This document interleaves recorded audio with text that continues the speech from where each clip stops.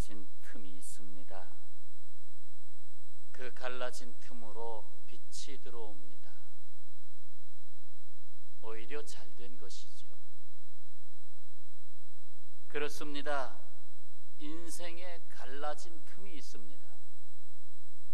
그 갈라진 틈으로 빛 대신 예수께서 들어오십니다. 풀 냄새에 묻은 사람도 풀을 베는 날에는 짙은 향기가 풍겨 나오는 것을 알게 됩니다. 이처럼 인생에 상처가 있을 때, 고난이 있을 때 내게도 향기가 나오는 날이 있구나 하는 걸 알게 됩니다. 그렇습니다. 고난은 인생을 새로운 삶으로, 부활로 인도합니다. 예수께서 제자들로부터 예수는 그리스도라 하는 신앙 고백을 들으시고는 십자가 지시기 전에 자신이 고난을 당한 후에 다시 부활할 것을 말씀하셨죠. 이는 예수께서 지신 고난이 하나님의 뜻에 의해서 계획되었다는 것을 알게 합니다. 어떤 사람이 살다가 십자가를 지게 되었고 어떻게 하다가 다시 살아났습니다. 이게 아니고 이미 창세 전부터, 그리고 구약 성경에 수없이 예고했듯이 순환의 종으로 오시는 예수님, 십자가를 지셔야 하고 또 부활하실 것에 대한 것을 이미 하나님이 계획 안에 두셨다는 것입니다. 오늘 본문 말씀을 다시 한번 같이 봉독하겠습니다. 이르시되 인자가 많은 고난을 받고 장로들과 대제사장들과 서기관들에게 버림받으여 죽임을 당하고 제3일에 살아나야 하리라 하시고. 아멘. 세계적인 복음주의 운동의 거장 존 스타트는 이렇게 말했습니다. 하나님은 고난받는 예수님 안에 거하셨으며 그리스도 안에서 그분의 백성과 함께 여전히 고난을 받으신다 하였습니다. 그렇습니다. 하나님은 백성의 고통 소리를 듣고 함께 고난 받으시는 아버지십니다. 예수님의 고난은 곧 하나님의 고난이요, 예수님 안에서 함께 고통하는 수많은 인생들의 그 고통 고난을 하나님께서 함께 체험하고 계십니다. 예수님이 지신 고난의 십자가는 그분 하나님이 고난에 동참하시는 표현입니다. 과연 하나님은 너희의 인생 가운데 어떻게 그 고난 속에 함께 하시는가 하는 것을 십자가의 역사적 사건을 통해서 계시하셨습니다. 여기서 예수님께서 나를 위해서, 우리를 위해서 고난의 길을 가신, 십자가를 지신, 못 박히신 예수님을 조금 더 마음 깊이 담고 주님과 좀 대화하시라고 4분여 동안 동영상을 보고 말씀을 읽겠습니다.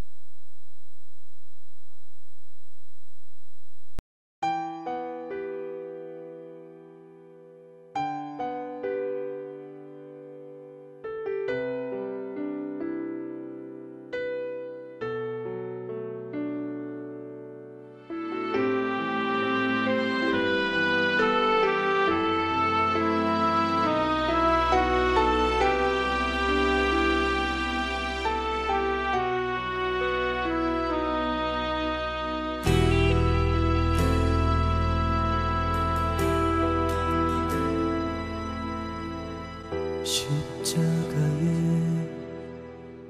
달리신 그분의 음성, 외로운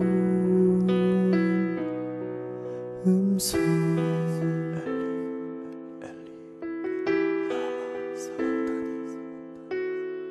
십자가에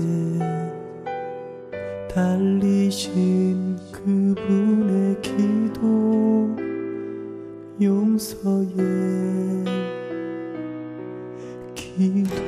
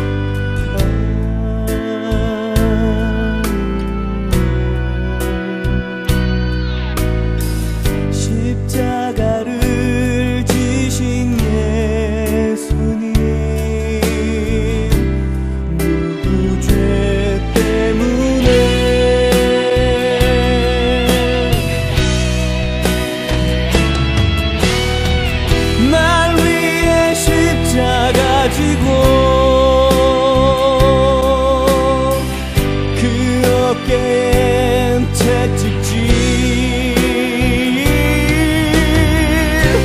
그의 머리엔 붉은 가시관 날 위해 쓰셨고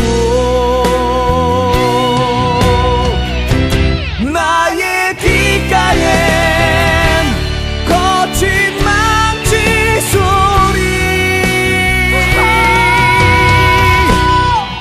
내 눈에 눈물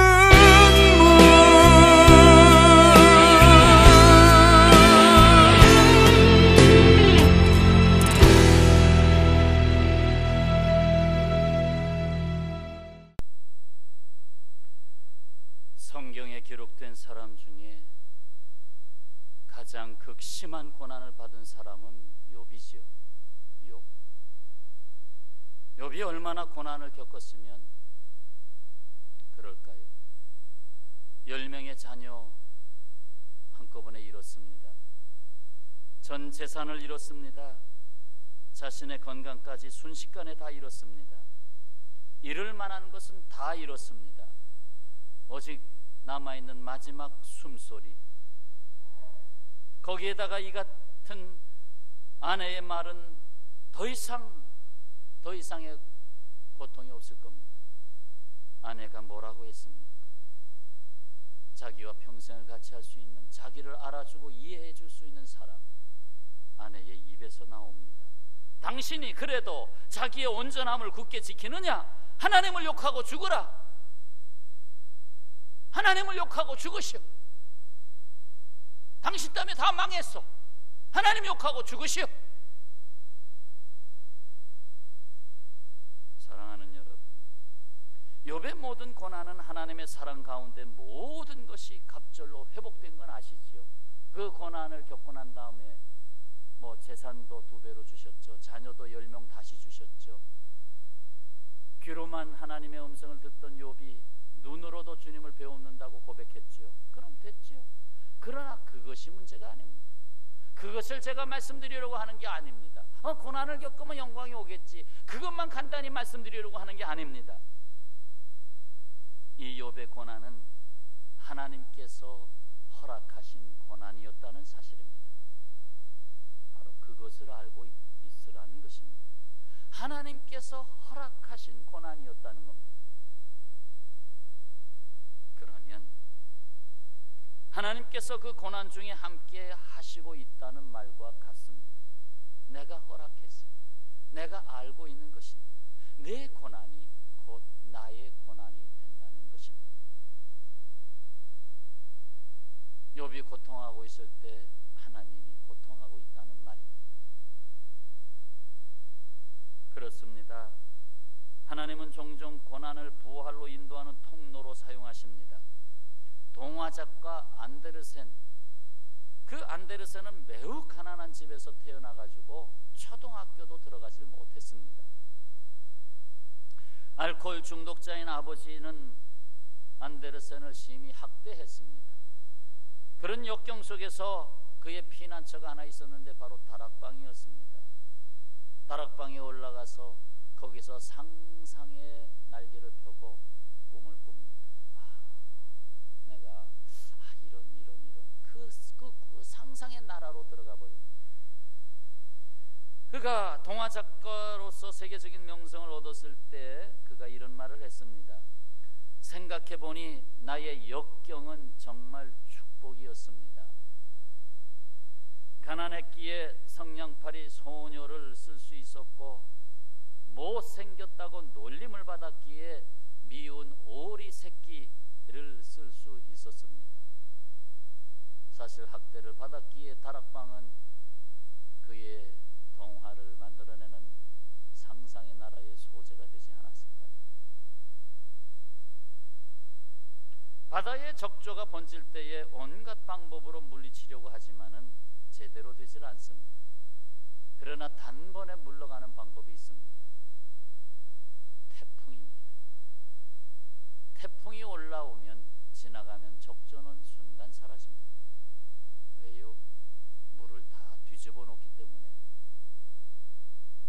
사라지는 것입니다. 새로운 생명체들이 올라오기 때문에 수많은 새로운 고깃대들이 몰려오는 것입니다. 인생의 적조 때도 같습니다.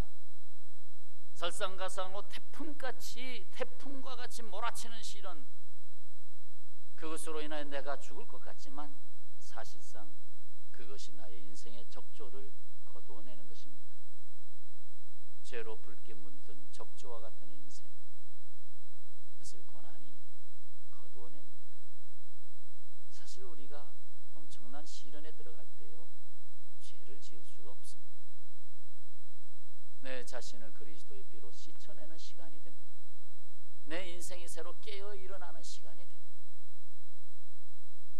바람 없는 바다에서는 능숙한 항해사가 나올 수가 없습니다. 잔잔한 바다에서 항해사가 별로 의미가 없습니다. 그러나 풍랑이 일고 검은 구름이 덮었을 때의 항해사가 필요한 것입니다. 로마서 8장 18절, 생각하건대 현재의 고난은 장차 우리에게 나타날 영광과 비교할 수 없도다. 베드로전서 4장 16절, 만일 그리스도인으로 고난을 받으면 부끄러워하지 말고 도리어 그 이름으로 하나님께 영광을 돌리라 하였습니다. 도널드 맥켈로우가 쓴 광야를 지나는 법에서 이렇게 말합니다.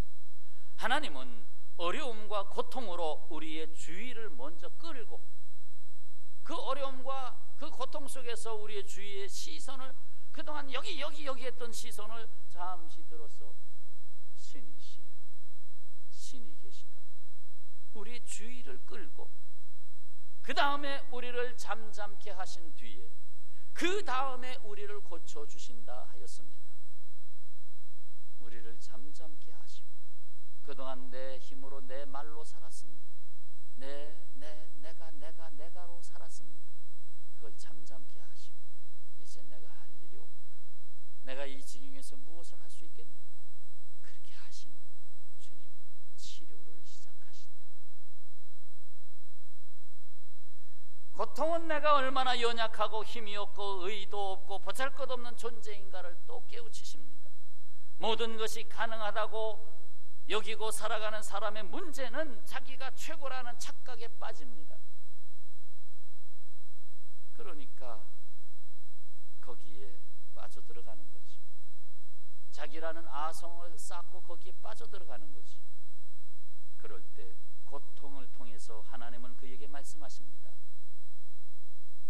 욥에게 하신 것처럼 아주 큰 소리로 폭풍 가운데 들리는 말씀으로 말씀하십니다. 왜 폭풍 가운데 말씀하십니까?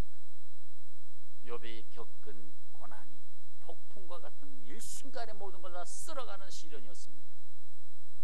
그러나 그 폭풍 가운데 말씀하신 하나님의 음성은 더 분명한 것입니다. 그럼에도 불구하고 그 고난, 그 고통 속에서 하나님이 해답을 말씀하시지 않으시는 경우가 많습니다. 하나님, 이 고난은 나에게 무엇을 알게 하시려고 하는 것입니까? 이 시련은 왜 나에게 있는 것입니까? 라고 물을 때 하나님이 대답을 주시지 않을 때가 있습니다. 독일 시인 라이너 마리어 릴케는 젊은 시인에게 보내는 편지, 거기서 이렇게 말합니다. 마음속에 풀리지 않는 문제에 대해 인내하라. 아주 낯선 방언으로 쓰여져서 이해할 수 없는 책들을 대하듯 의문 그 자체를 사랑하라. 당장 답변을 얻으려고 하지 말라. 풀리지 않는 데는 이유가 있다. 지금 답을 얻지 못하는 이유는 혹 알려주더라도 그것을 받아들이기 힘들기 때문이다. 지금 내가 너에게 답을 주면 너 받아들일 수 있겠느냐? 너에게 온 고난을 통해서 내가 지금 너의 인생의 새로운 이정표를 너에게 선언하면 너는 따를 수 있겠느냐? 내가 지금까지 던졌던 그물을 내려놓고 나를 따르라 하면 넌 따를 수 있겠느냐? 그러니 아직 내가 너에게 해답을 주고 싶지만 지금 답을 당장 주지 못하는 이유는 내가 지금은 받아들이지 않기 때문이다. 중요한 것은 던져놓고 사는 것이다. 지금은 의문과 더불어 살아라. 그러면 서서히 자신도 모르는 새 그 해답 속으로 들어가게 될 것이다.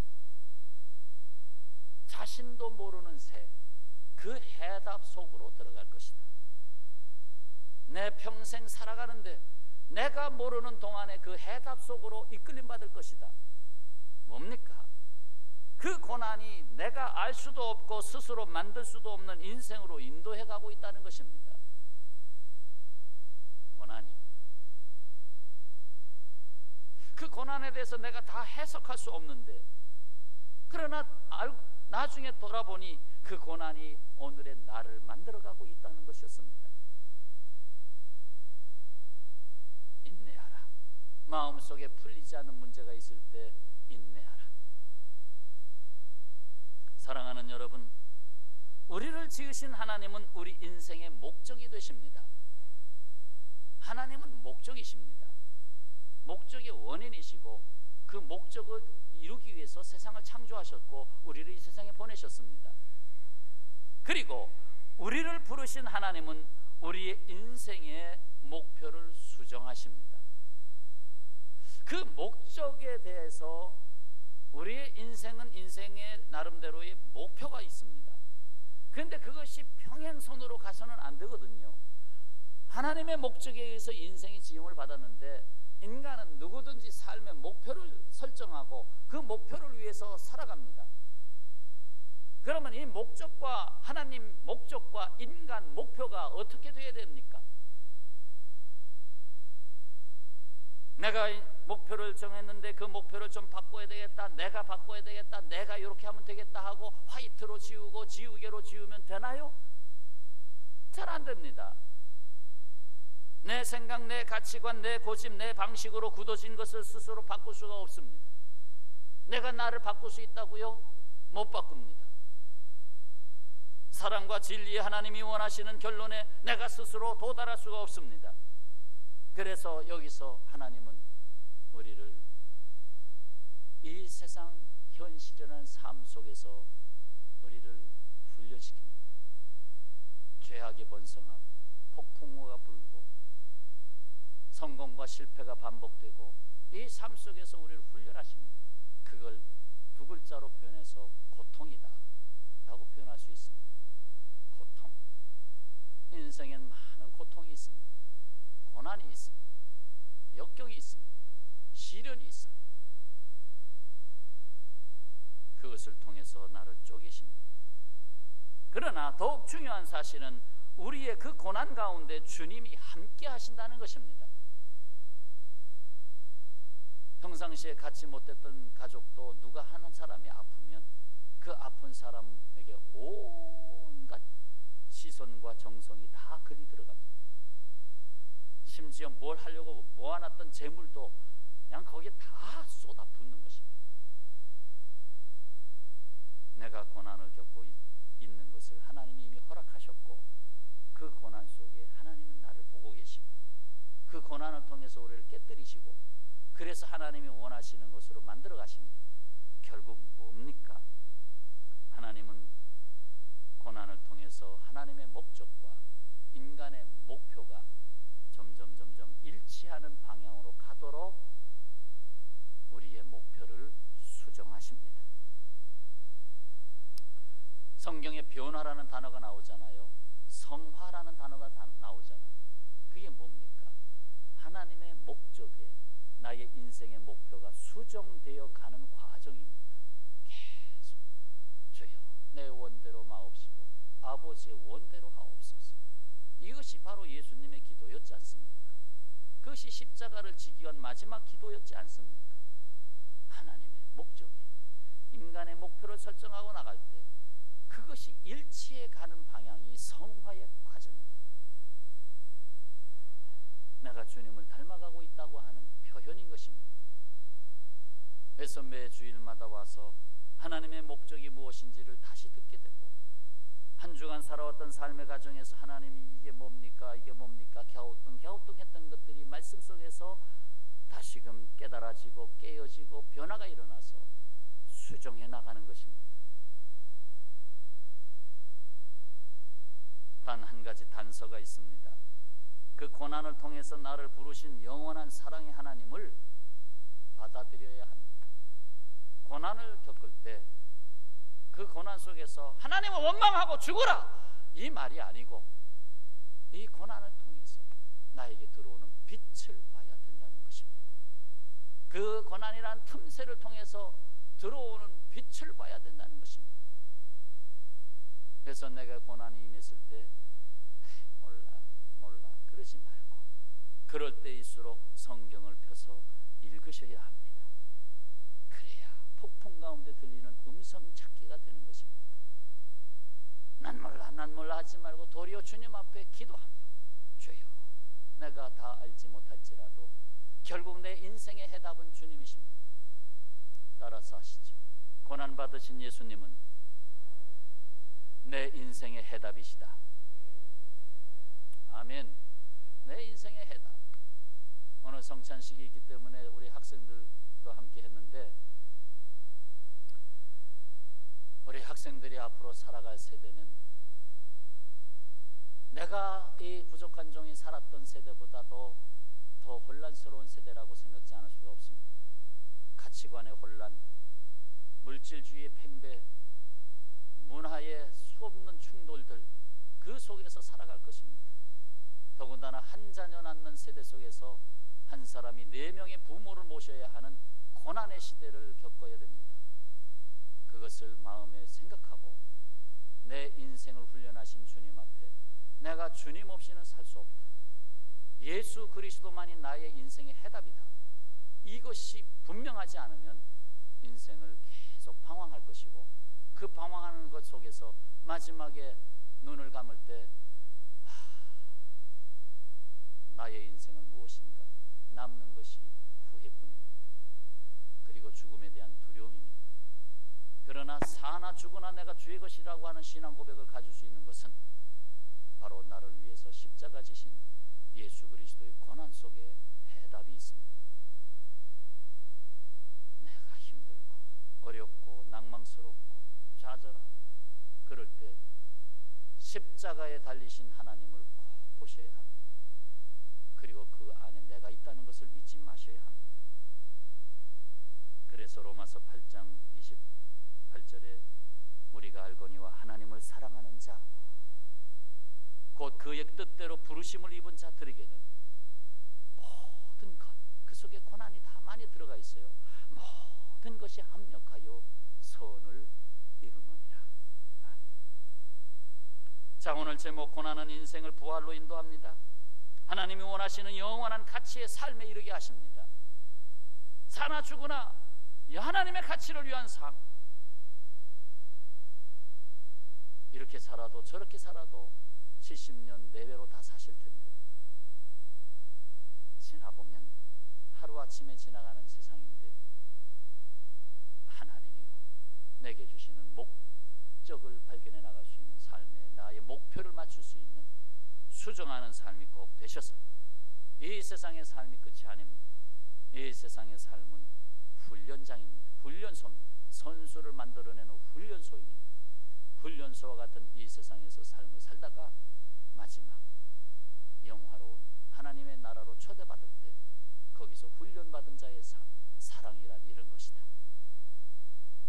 우리가 서로 함께 더불어 산다는 건 이것이다 하는 걸 훈련받은 자가, 진정한 가치는 이것이다 하고 훈련받은 자가 천국의 삶을 더욱 영화롭게 하나님이 주시는 놀라운 상급 가운데 살아갈 수 있는 것입니다. 따라서 하시죠. 고난은 잠깐이지만 영광은 영원하다. 기도하겠습니다.